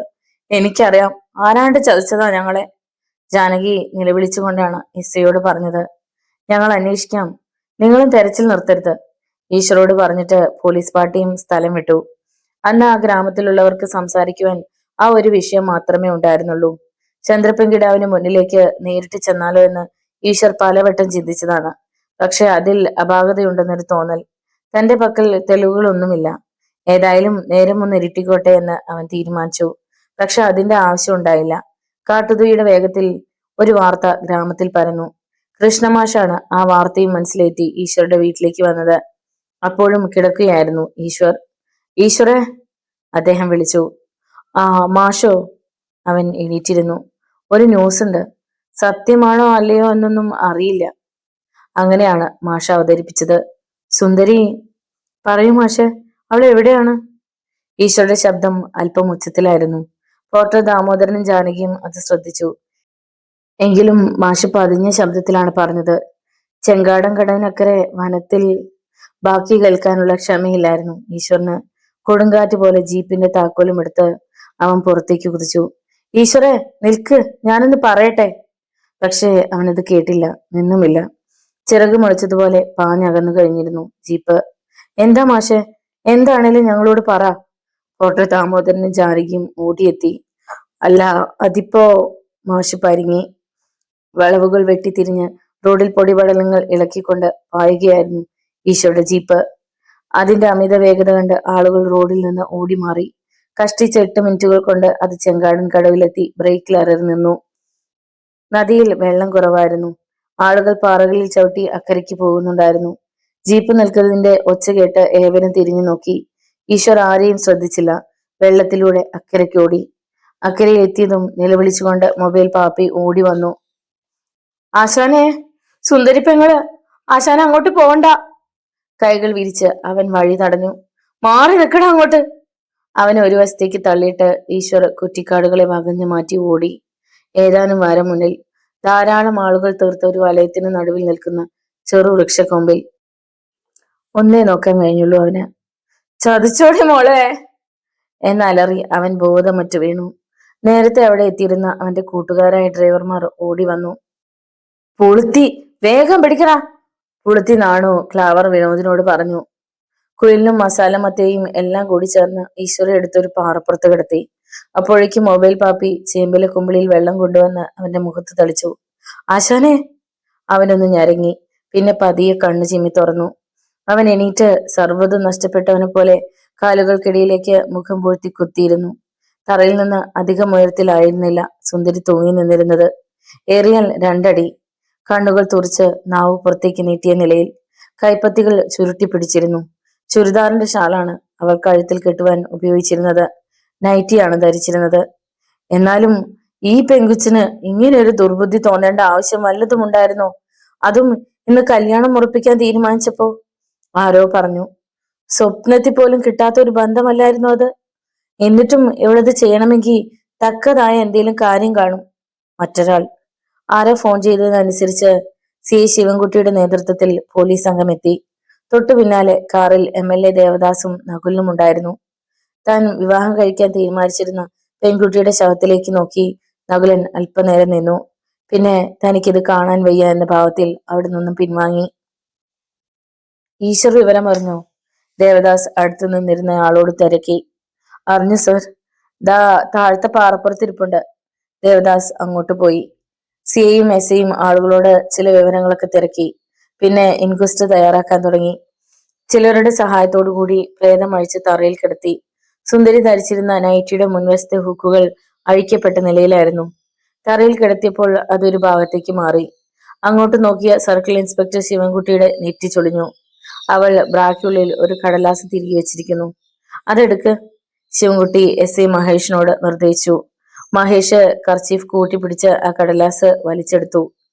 പിന്നെ അതിൽ തന്നെ പൊതിഞ്ഞ് കീശയിൽ വെച്ചു. അതൊരു എഴുത്താ, ആരോ പറഞ്ഞു. ഒന്ന് വായിച്ചു നോക്കിക്കേ സാറേ, മറ്റൊരാൾ വിളിച്ചു പറഞ്ഞു. സിഐ തിരിഞ്ഞ് അയാളെ രൂക്ഷമായി നോക്കി. അയാൾ തല താഴ്ത്തി. താഴെ പാറപ്പുറത്ത് ഈശ്വറിന്റെ അരികിൽ ഇരിക്കുകയായിരുന്നു ദേവദാസ്, അവനെ ആശ്വസിപ്പിച്ചുകൊണ്ട്. അപ്പോഴാണ് ആരോ ചെന്ന് കത്തിന്റെ കാര്യം പറഞ്ഞത്. അത് കേട്ടത് ഈശ്വർ ചാടി എണീറ്റ് മുകളിലേക്ക് ഓടി. ദേവദാസും പിന്നാലെ ചെന്നു. എനിക്ക് ആ കത്ത് കാണണം സർ. അത് ആരുടെ കയ്യിലാണെന്ന് അറിയാതെയാണ് അവൻ പറഞ്ഞത്. സോറി മിസ്റ്റർ ഈശ്വർ, ഇപ്പോ ഞങ്ങൾക്ക് അതിനാവില്ല, ശിവൻകുട്ടി പറഞ്ഞു. ആഹാ, അത് താനാണോ തീരുമാനിക്കുന്നത്? അവൻ മുന്നോട്ട് ചാടി അയാളുടെ ഷർട്ടിൽ പിടിച്ചു. താടാ കത്ത്. വിടക, സാറിന് വിടാൻ. SIയും പോലീസുകാരും അവനെ പിടിച്ചു. ഒന്നും തള്ളുമായി. ഈശ്വർ ശിവൻകുട്ടിയെ വിട്ടില്ല. നിർത്തി, ദേവദാസ് ഇടപെട്ടു. ആ കത്ത് ഈശ്വരെ കാണിച്ചേ പറ്റൂ. ഇൻസ്പെക്ടറെ, എന്ത് കാരണത്താലാണ് ഇത് ചെയ്തതെന്ന് സുന്ദരി അതിൽ എഴുതി വെച്ചിട്ടുണ്ടെങ്കിൽ അത് അവനും അറിയണം. പോലീസുകാർ ഈശ്വരെ വിട്ടു. കത്ത് അവന് കൊടുക്കാൻ CI SIയോട് പറഞ്ഞു. ഒപ്പം ഈശ്വറിന് ഒരു മുന്നറിയിപ്പും. ദേവദാസ് സാർ പറഞ്ഞതുകൊണ്ട് മാത്രമാണ് നിയമം വിട്ട് ഞാൻ ഇങ്ങനെ ചെയ്യുന്നത്. കത്തിനുള്ളിൽ എന്താണെങ്കിലും അത് വായിച്ചിട്ട് എന്നെ തിരിച്ചേൽപ്പിക്കണം. കത്ത് നശിപ്പിച്ച ഈ കേസ് കൊലപാതകമാവും. നീ കൊലയാളിയും. ഈശ്വർ ശിവൻകുട്ടിയെ തുറച്ചു നോക്കി. പിന്നെ മഹേഷിന്റെ കയ്യിൽ നിന്നും കത്ത് വാങ്ങി. എട്ടായി മടക്കിയിരുന്ന ആ കടലാസ് അവൻ നിവർത്തു. സുന്ദരിയുടെ കൈപ്പട അവൻ തിരിച്ചറിഞ്ഞു. മരിക്കുന്നതിന് തൊട്ടു മുമ്പ് അവൾ എഴുതിയ കത്ത്. അക്ഷരങ്ങളിലൂടെ കണ്ണുകൾ എഴിഞ്ഞു നീങ്ങുമ്പോൾ ഈശ്വരുടെ നെഞ്ചിടിപ്പേറി. ആ കത്തിലെ അക്ഷരങ്ങൾ തന്നെ നോക്കി പല്ലിളിക്കുന്നതായും പിന്നെ ക്രമേണ അത് മങ്ങി വരുന്നതായും ഈശ്വരന് തോന്നി. അത് മാത്രമല്ല, മുന്നിലെ കാഴ്ചകൾക്കും അയാൾക്കുമിടയിൽ മഞ്ഞ് ഒരു മറ തീർത്തിരിക്കുന്നത് പോലെ അവനിൽ നിന്നും കാഴ്ചകൾ അകന്നു. മഹാവിജനതയിൽ അകപ്പെട്ടതുപോലെ അവൻ വട്ടം നോക്കി. സുന്ദരിയുടെ കത്ത് അവന്റെ കയ്യിലിരുന്ന് വിറച്ചു. എന്റെ പ്രിയപ്പെട്ട ഏട്ടനും പോലീസ് അധികാരികളും നകുലിനും അറിയുവാൻ. കത്തിൽ അങ്ങനെയാണ് സുന്ദരി സംബോധന ചെയ്തിരുന്നത്. ഈ ചെയ്യുന്നത് ഘോര അപരാധമാണെന്നൊന്നും എനിക്ക് തോന്നുന്നില്ല. എന്റെ മനസാക്ഷി ഇങ്ങനെ പറയുന്നു. ഞാനത് അനുസരിക്കുന്നു. അല്ലെങ്കിൽ ഈ ജന്മത്ത് എനിക്ക് സ്വസ്ഥത ഉണ്ടാവില്ല.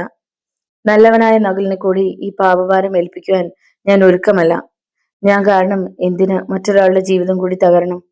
മറ്റൊരാളുടെ ഗർഭവും പേറി ഞാൻ നകുലിന്റെ ജീവിതത്തിലേക്ക് പോകുന്നില്ല. എന്റെ ഈ തീരുമാനത്തിന് ആരുടെയെങ്കിലും പ്രലോഭനമോ ഭീഷണിയോ ഇല്ല. സ്വന്തം ഇഷ്ടത്തിനനുസരിച്ച് സ്വയം തീരുമാനിച്ചുറപ്പിച്ച വിധിക്ക് കീഴടങ്ങിയാണ് ഞാൻ. എന്നെ ഓർത്ത് ആരും ദുഃഖിക്കരുത്. എന്റെ മരണത്തിന് മറ്റാരും ഉത്തരവാദികളല്ല എന്ന് ഒരിക്കൽ കൂടി അറിയിച്ചുകൊണ്ട് നിർത്തട്ടെ. എല്ലാവർക്കും എന്റെ അന്ത്യപ്രണാമം എന്ന് സുന്ദരി. പേരിന് മുകളിൽ അവളുടെ ഒപ്പമുണ്ടായിരുന്നു. ഒരു ശവം മാതിരി നിശ്ചലനായി നിന്നിരുന്ന അവന്റെ കയ്യിൽ നിന്ന് CI ശിവൻകുട്ടി ആ കത്ത് വാങ്ങി. അതിൽ എന്താണ് എഴുതിയിരിക്കുന്നതെന്ന് അറിയുവാൻ ആളുകൾ തിക്കി തിരക്കി എത്തി നോക്കുന്നുണ്ടായിരുന്നു.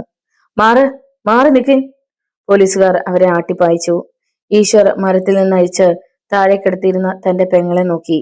പിന്നെ വല്ലാത്തൊരാവേശത്തോടെ അവളുടെ അരികിൽ കുത്തിയിരുന്നു. ആ മുഖം അവൻ കൈക്കുമ്പിളിൽ ഉയർത്തി.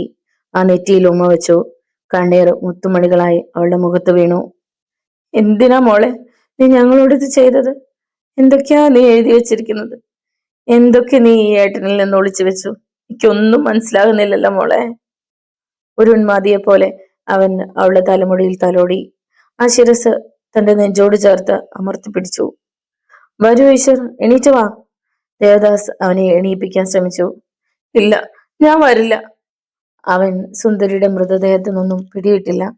ദേവദാസ് ഈശ്വറിന്റെ കൂട്ടുകാരെ നോക്കി. അതിന്റെ അർത്ഥം മനസ്സിലാക്കി അവർ മുന്നോട്ട് വന്നു. വാ ആശാനെ, നമുക്ക് വീട്ടിലേക്ക് പോകാം. പാപ്പി കണ്ണു തുടച്ചുകൊണ്ട് പറഞ്ഞു. ഇല്ലടാ, ഞാൻ വരില്ല. ഇവിടെ ഇവളുടെ കൂടെ ഞാനും ചാകാൻ പോവുക. ഇവളെ കീറി മുറിക്കാൻ ഞാൻ ആർക്കും വിട്ടുകൊടുക്കില്ല. അവൻ പുലമ്പി. പുളിത്തിനാണവും കുയലിനും മറ്റും ചേർന്ന് ഒരു വിധത്തിൽ അവനെ പിടിച്ചെണീപ്പിച്ചു. ആറ്റിനക്കരെ അവന്റെ ജീപ്പിലേക്ക് കൊണ്ടുപോയി. ഇൻസ്പെക്ടർ, MLA ദേവദാസ് CIക്ക് നേരെ തിരിഞ്ഞു. ആ കത്തിൽ എന്താണെന്ന് ആളുകൾ കേൾക്കി ഒന്ന് വായിക്കുക. അല്ലെങ്കിൽ ഇവർക്ക് തോന്നുന്ന രീതിയിൽ ഒരുപാട് കഥകൾ പ്രചരിപ്പിച്ചെന്ന് വരും. നല്ലതും ചീത്തയും. അത് വേണു സർ, വേണം. CI ആ കത്ത് SCയെ ഏൽപ്പിച്ചു. മഹേഷ് എല്ലാവരും കേൾക്കെ ആ കത്ത് വായിച്ചു. ജനം മൂക്കത്ത് വിരൽ വെച്ചു. സുന്ദരിക്ക് ആ വിഹിത ഗർഭം. ഈശ്വരന്റെ പെങ്ങൾക്ക് ഇങ്ങനെ ഒരു സ്വഭാവം ഉണ്ടായിരുന്നോ? അവർക്കത് വിശ്വസിക്കാൻ പ്രയാസം തോന്നി. ആംബുലൻസ് വന്നു. പ്രേതം അതിൽ കയറ്റി പോസ്റ്റ്മോർട്ടത്തിന് കൊണ്ടുപോയി. ദേവദാസും നകുലിനും കൂടെ പോയി. ഡോക്ടറെ കാണാനും എത്രയും വേഗത്തിൽ പോസ്റ്റ്മോർട്ടം നടത്തി കിട്ടാനും അവർ ഇരുവരും മുൻനിരയിൽ തന്നെ ഉണ്ടായിരുന്നു. മണ്ണ് കുളഞ്ഞി ലക്ഷ്മിയുടെ കോളനിയിൽ അപ്പോൾ അവൾക്കുള്ള ചെതി ഒരുക്കിയായിരുന്നു ചിലർ. കോളനിക്കാർക്ക് വസ്തു കുറവായതിനാൽ കോളനിയോട് ചേർന്ന് കിടക്കുന്ന കുറെ പുറമ്പോക്ക് സ്ഥലമാണ് അവർ ശ്മശാനമായി ഉപയോഗിച്ചിരുന്നത്. ഈശ്വരുടെ വീട്ടുവളപ്പിൽ ഉണ്ടായിരുന്ന മാവ് അതിനായി വെട്ടി. അവന്റെ സുഹൃത്തുക്കൾ എല്ലാത്തിനും ഉണ്ടായിരുന്നു. പോർട്ടർ ദാമോദരൻ തിണ്ണയിൽ ഒരേ ഇരിപ്പാണ്. അകത്ത് ജാനകി ബോധം മറ്റു കിടക്കുന്നു. അവർക്കരികിൽ അടുത്ത വീട്ടിലെ ചില സ്ത്രീകളുമുണ്ട്. ഈശ്വരുടെ അടുത്തുമുണ്ട് കൃഷ്ണമാഷും മറ്റും. അവനും എന്തെങ്കിലും അവിവേകം കാണിക്കുമെന്ന് അവർ ഭയപ്പെടുന്നു. കരുത്തനായ ഈശ്വരുടെ ഭാഗത്ത് അവരിപ്പോൾ കാണുന്നത് ബുദ്ധി ഉറക്കാത്ത ഒരു കൊച്ചു പയ്യനെയാണ്. സുന്ദരിയുടെ മൃതദേഹം വയ്ക്കുവാൻ മുറ്റത്ത് വെള്ളത്തുണി വിരിച്ച ഒരു മേശ ഒരുക്കിയിരുന്നു. പോസ്റ്റ്മോർട്ടം കഴിഞ്ഞെത്തുന്ന മൃതദേഹം പ്രതീക്ഷിച്ചു നിൽക്കുകയാണ് ജനം. അകലെ ആംബുലൻസിന്റെ മുകളിൽ ജനങ്ങൾ അങ്ങോട്ട് നോക്കി. പൊടി പറത്തി പടിക്കൽ വന്നു നിന്ന വാഹനത്തിനരികിലേക്ക് ആളുകൾ ചെന്നു. പിൻവാതിൽ തുറക്കപ്പെട്ടു. അതിനുള്ളിൽ തന്നെ ചുവന്നു കലങ്ങിയ കണ്ണുകളുമായി നകുലിനുമുണ്ടായിരുന്നു. അവൻ കൂടിയാണ് ശവപ്പെട്ടി താങ്ങിക്കൊണ്ടുവന്ന് മേശയിൽ വെച്ചത്. അപ്പോഴേക്കും കാറിൽ ദേവദാസും എത്തി. പെട്ടിയുടെ മൂടി തുറന്നു. സുന്ദരിയെ അവസാനമായി ഒന്ന് കാണുവാൻ ജനം ഇരമ്പി. ഈശ്വര സുഹൃത്തുക്കൾ അവരെ ഒരുവിധം നിയന്ത്രിച്ചു. അതുവരെ നിശബ്ദനായിരുന്ന പോർട്ടർ ദാമോദരന്റെ സർവ്വ നിയന്ത്രണങ്ങളും തെറ്റി. മകളുടെ ശവത്തിൽ കെട്ടിപ്പിടിച്ച് അയാൾ അലറിക്കരഞ്ഞു. കോളനിയിലെ സ്ത്രീകളും കുട്ടികളും ആ കരച്ചിൽ ഏറ്റുപിടിച്ചു. മുഖത്ത് വെള്ളം തെളിച്ച് ജാനകിയെ ഉണർത്തി. സ്ത്രീകൾ താങ്ങിക്കൊണ്ടുവന്നു. എന്റെ പൊന്നുമോളെ! അവർ നെഞ്ചത്തടിയും ഒറ്റ നിലവിളിയുമായിരുന്നു. അതോടെ അവർ പിന്നെയും ബോധശൂന്യായി. അകത്തു കൊണ്ടുപോയി കിടത്ത്, ആരോ പറഞ്ഞു. സ്ത്രീകൾ അതനുസരിച്ചു. പോർട്ടർ ദാമോദരനെയും ആളുകൾ ഒരു കസേരയിൽ ഇരുത്തി കഴിഞ്ഞിരുന്നു. ക്ലാവർ, വിനോദും കൃഷ്ണമാഷും ചേർന്നാണ് ഈശ്വരെ പുറത്തേക്ക് കൊണ്ടുവന്നത്. ഇത്തവണ പക്ഷെ അവൻ കരഞ്ഞില്ല. ആ മുഖം കല്ലിച്ചിരുന്നു. പെങ്ങളുടെ മുഖത്തേക്ക് തുറച്ചു നോക്കി അവൻ അല്പനേരം നിന്നു. പിന്നെ തിരിഞ്ഞു. ഇവിടെ ഇരിക്ക. ദേവദാസ് ഒരു കസേര നീക്കിയിട്ടു. അവൻ അതിലിരുന്നു. ഇനി വെച്ച് താമസിപ്പിക്കുന്നത് എന്തിനാ? നേരെ സന്ധ്യയാകുന്നു. ഇനി കാണാൻ ആരുമില്ലല്ലോ. കോളനിയിലെ പ്രായം ചെന്ന ഒരു വൃദ്ധൻ പറഞ്ഞു. ദേവദാസ് ഈശ്വരനോട് അനുവാദം തേടി. അവൻ തല കുലുക്കി. കർമ്മങ്ങൾ പെട്ടെന്ന് കഴിഞ്ഞു. ശവം ചിതയിലേക്ക് എടുത്തു. ചിതയിൽ തീ പടർന്നപ്പോഴേക്കും നേരെ സന്ധ്യയാകാറായിരുന്നു. നരച്ച ആകാശത്തിന് കീഴെ ചിതയിൽ നിന്നുറന്ന പുക ഒരാവരണം തീർത്തു. അന്തരീക്ഷത്തിൽ കുന്തിരിക്കത്തിന്റെയും മറ്റു സുഗന്ധദ്രവ്യങ്ങൾക്കിടയിൽ കത്തുന്ന മാംസത്തിന്റെയും ഗന്ധം നിറഞ്ഞു. വീടിന് പുറത്ത് വിദൂരതയിലേക്ക് മിഴികളോന്നി ഒരു കസേരയിൽ ഇരിക്കുകയായിരുന്നു ഈശ്വർ. അവന്റെ ചില സുഹൃത്തുക്കൾ ഒഴികെ ബാക്കിയുള്ളവർ മടങ്ങിയിരുന്നു. കൃഷ്ണമാഷ് വന്ന് ആ വീട്ടിലുള്ളവരെ ഭക്ഷണം കഴിക്കാൻ വിളിച്ചു. വേണ്ട മാഷെ, ആരും പോയില്ല. രാത്രിയുടെ യാമങ്ങൾ അടർന്നു. സുന്ദരിയുടെ ചിതയിൽ തീയണഞ്ഞു. അതിനു മുകളിൽ ചാരം മൂടി. അപ്പോഴും നൂൽ പോലെ പുക മുകളിലേക്ക് ഉയർന്നുണ്ടായിരുന്നു. ഒരു കാറ്റ് വീശുമ്പോൾ ചാരമിളകും. അപ്പോൾ തീക്കനലുകൾ തിളങ്ങും. അവസാനം പതിയെ പതിയെ തീയും കെട്ടടങ്ങി. 2-3 പകലുകളും രാത്രികളും മാറി മാറി വന്നു. ഈശ്വർ ഇതുവരെ ജീപ്പിൽ പോയിട്ടില്ല. ആ വീട്ടിൽ മൂകത തളം കെട്ടിക്കിടക്കുകയായിരുന്നു. കോളനിയിലെ ജനങ്ങൾക്കിടയിൽ സുന്ദരി ഒരു ഓർമ്മ മാത്രമാവുകയാണ്. അങ്ങനെ ഇരിക്കെ ഒരു നാൾ രാവിലെ കോളനിയിലേക്ക് ആ മാരുതി കാർ വന്നു. അത് ഈശ്വരുടെ വീട്ടുപടിക്കൽ നിന്നു. അതാരാണെന്ന് അറിയുവാൻ ഈശ്വർ ജനാലയിലൂടെ നോക്കി. അതിന്റെ പിൻസീറ്റിൽ നിന്നും കത്തുന്ന തീപ്പന്ത മാതിരി ഒരു ചുവപ്പ് വലയുമായി ആ സ്ത്രീ ഇറങ്ങി. വലിയ പൊട്ടും വിടർന്ന കണ്ണുകളുമുള്ള ആ സ്ത്രീ. കാറിൽ തട്ടിക്കൊണ്ടുപോയവരിൽ നിന്നും സുന്ദരിയെ രക്ഷിച്ചവർ, തനിക്ക് മുന്നറിയിപ്പ് തന്നവർ. ആ ചുവന്ന സാരിയിൽ അഗ്നി ഇരിക്കുകയാണെന്ന് അവന് തോന്നി. ഒരു മായിക വലയത്തിൽ അകപ്പെട്ടതുപോലെ ഈശ്വർ പെട്ടെന്ന് പുറത്തേക്ക് ചെന്നു. ആ സ്ത്രീ തിണ്ണക്കരികിൽ എത്തിയിരുന്നു. അവനെ കണ്ട് അവർ നിന്നു. കയറിയിരിക്ക, അവൻ യാന്ത്രികമായി പെറുവിറുത്തു. ആ സ്ത്രീ തിണ്ണയിൽ കസേരയിൽ അമർന്നു. ഞാൻ സ്ഥലത്തില്ലായിരുന്നു. ക്ഷമാപണം പോലെയാണ് അവർ പറഞ്ഞത്. പുറത്തു വന്നിരിക്കുന്നത് ആരാണെന്നറിയാൻ പോർട്ടർ ദാമോദരൻ ജാനകിയും വാതിൽക്കൽ വന്ന് എത്തി നോക്കി. കള്ള നാണയങ്ങളെ തിരിച്ചറിയാൻ ഈശ്വർ ഇനിയും പഠിച്ചിട്ടില്ല. അവർ തുടർന്നു. ഒരിക്കൽ ഞാൻ നിനക്ക് മുന്നറിയിപ്പ് തന്നിട്ടും. ഈശ്വർ അവരെ തുറച്ചു നോക്കി. ഒരു പെങ്ങളുള്ളത് കടന്നുപോയിട്ടും നീ എന്താണ് ഇങ്ങനെ അനങ്ങാതിരിക്കുന്നത്? അതോ അവൾ പോയതിൽ ആശ്വാസം കൊള്ളുകയാണോ നീ? ദേ, വീട്ടിൽ കയറി വന്ന് നിങ്ങൾ അനാവശ്യം പറയുന്നു. എന്റെ പൊന്നു പെങ്ങൾ, മറ്റാരെങ്കിലും ആയിരുന്നു ഇത് പറഞ്ഞിരുന്നെങ്കിൽ ഞാൻ ആ നാവ് അരിഞ്ഞിട്ടേനെ. അവന്റെ ശബ്ദമുയർന്നു. അവരുടെ മുഖത്തേക്ക് കൈ ചൂണ്ടിക്കൊണ്ട് അവൻ പറഞ്ഞു, പക്ഷേ ഇനി ഇങ്ങനെ സംസാരിക്കുന്നത് കേൾക്കാനുള്ള ക്ഷമ എനിക്കുണ്ടാവില്ല. മോനെ, ജാനകി ഭയന്ന് വിളിച്ചു. അമ്മയുടെ പാട് നോക്ക്. അവൻ വെട്ടിത്തിരിഞ്ഞു. ആ സ്ത്രീയുടെ മുഖത്ത് പക്ഷെ ശാന്തതയായിരുന്നു. അത് കൈവിടാതെ അവർ പിന്നെയും തിരക്കി. ഈ ആവേശം നീ എന്തുകൊണ്ട് പെങ്ങളെ കൊന്നവരോട് കാണിച്ചില്ല? ഈശ്വരുടെ കണ്ടത്തിൽ നിന്നും അന്താളിപ്പോടെ ഒരു ശബ്ദമുയർന്നു. പോർട്ടർ ദാമോദരനും ജാനകിയും ഞെട്ടലോടെ മുഖാമുഖം നോക്കി. നിങ്ങൾ നിങ്ങൾ എന്താ പറഞ്ഞത്? ഈശ്വരുടെ സ്വരം പതറി. സത്യം, അവർ പ്രതിവചിച്ചു. നിഷേധിക്കാനോ മറച്ചു വെക്കാനോ ആവാത്ത സത്യം. ആരാണിത് ചെയ്തത്? അവൻ ഭിത്തിയിൽ അള്ളിപ്പിടിച്ചു. അത് നീ നിന്റെ മനസ്സിനോട് ചോദിക്ക്, ഉത്തരം കിട്ടും. ഞാനൊന്ന് ചോദിക്കട്ടെ, ഈ കോളനിയിൽ നിന്ന് ഒരു പെണ്ണിനെ മനസ്സോടെ വിവാഹം ചെയ്യുവാൻ ദേവദാസിന്റെ മകൻ തയ്യാറാകുമെന്ന് നീ കരുതുന്നുണ്ടോ? ഈശ്വരുടെ മനസ്സിൽ ഒരു അഗ്നിതൊണ്ട് പാറി വീണു. അതിനെ ജ്വലിപ്പിക്കാൻ എന്നവണ്ണം ആ സ്ത്രീയുടെ ശബ്ദം പിന്തുടർന്നു വന്നു. എന്തുദ്ദേശിച്ചാണ് നിറഞ്ഞ മനസ്സോടെ ദേവദാസ് സമ്മതം മൂളിയത്? സുന്ദരിയെ കാണാതായത് അറിഞ്ഞ നിമിഷം മുതൽ ശവദാഹ സമയം വരെ ഒപ്പം നിന്നത്? ഈശ്വരുടെ മനസ്സിൽ വീണ അഗ്നിതൊണ്ട് അവനെ ചുട്ടുപൊള്ളിക്കാൻ തുടങ്ങി. ആ സ്ത്രീ എണീറ്റു. ഞാൻ പോകുന്നു. ഇന്ന് ദേവദാസിന്റെ ഏലത്തോട്ടത്തിൽ ഒരാഘോഷമുണ്ട്. നേരത്തെ നീ അവിടെ കെട്ടിയിട്ട് പോന്ന ഗുണ്ടകളും ആ കെട്ടിടവും ആരോ പിടിപ്പിച്ച തീയിൽ ചാരമായി പോയി. ആ സ്ഥാനത്ത് ഇപ്പൊ പുതിയൊരു കെട്ടിടമാണ്. അവർ മുറ്റത്തിറങ്ങി. തിരിഞ്ഞു നോക്കുക പോലും ചെയ്യാതെ നടന്നു ചെന്ന് കാറിൽ കയറി.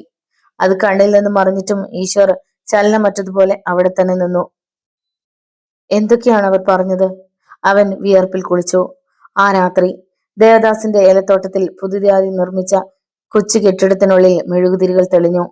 പഴയ കെട്ടിടം കത്തിക്കരിഞ്ഞതിന്റെ ചാരവും മണ്ണും ഉൾപ്പെടെ ഏലച്ചെടികൾക്ക് വളമായി വിതറിക്കഴിഞ്ഞിരുന്നു.